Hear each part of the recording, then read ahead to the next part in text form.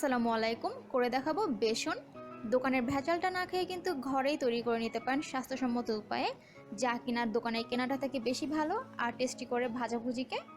পুরো প্রসেসিংয়ে সময় লাগবে মাত্র 15 থেকে 20 মিনিটের মতো। শুরু করছি প্রস্তুত প্রণালী।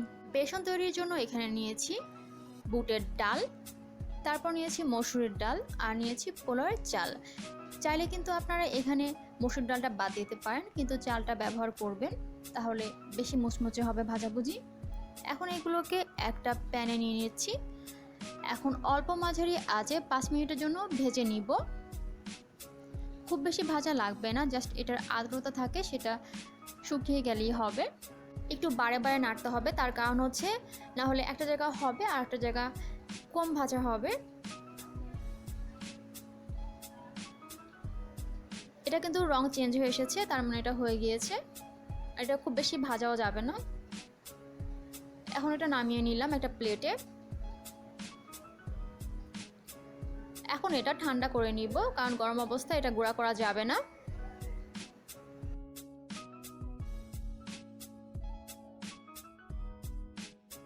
এখন ডাল আর চাল একটা গ্রাইন্ডারে নিয়ে নিলাম। এটা 4 ব্লেড যুক্ত গ্রাইন্ডার, কিন্তু আপনারা চাইলে কিন্তু একটা ব্লেন্ডারও গুঁড়া করতে পারেন।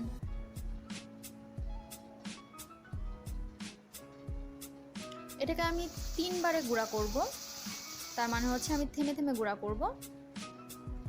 এখন একটা চামচ দিয়ে কোনায় কোনায় যদি কোনো কিছু আটকে থাকে তাহলে সেইগুলো ছাড়িয়ে নিচ্ছি। এরকমভাবে করলেই হবে, এটা কিন্তু করতে হবে, নাহলে যে কোনো একটা জায়গায় দলা পাকিয়ে থাকতে পারে। এখন আমি আবার গুঁড়া করে নিচ্ছি। ব্লেন্ডার অথবা গ্রাইন্ডার যেটাতেই করেন না কেন, একটু থেমে থেমে করলে এগুলো অনেক দিন টেকে, এই জন্য একটু থেমে থেমে করবেন। 20 থেকে 30 সেকেন্ড পরপর করলেই হবে।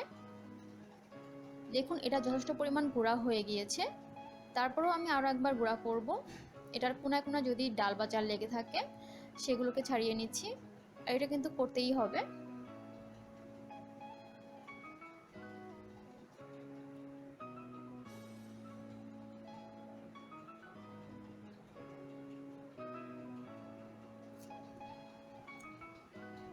এখন আমি আরও একবার গুঁড়া করে নিচ্ছি।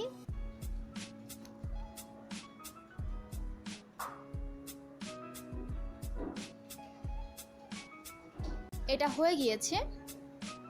এরকমভাবে ঢাকনার গায়ে একটু বাড়ি দিতে হবে, না হলে ঢাকনা যখন উঠাতে যাবেন তখন চারিদিকে বেসনটা ছড়িয়ে যাবে। এটার ঘ্রাণটা এখন জাস্ট ওয়াও, ঘ্রাণে পুরো ঘরটা মম করছে। এখন একটা চামচ দিয়ে আমি 4-5টা ছাড়িয়ে নিচ্ছি।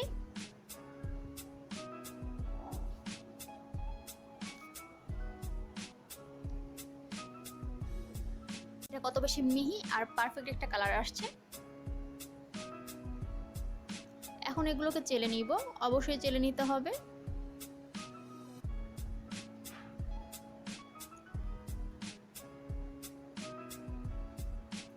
তৈরি হয়ে গেল ঘরে তৈরি স্বাস্থ্যসম্মত বেসন। এখন এটা একটা এয়ারটাইট কন্টেইনারে ভরে 3 মাসের জন্য সংরক্ষণ করতে পারবেন। এটা নর্মাল ফ্রিজেই রাখবেন।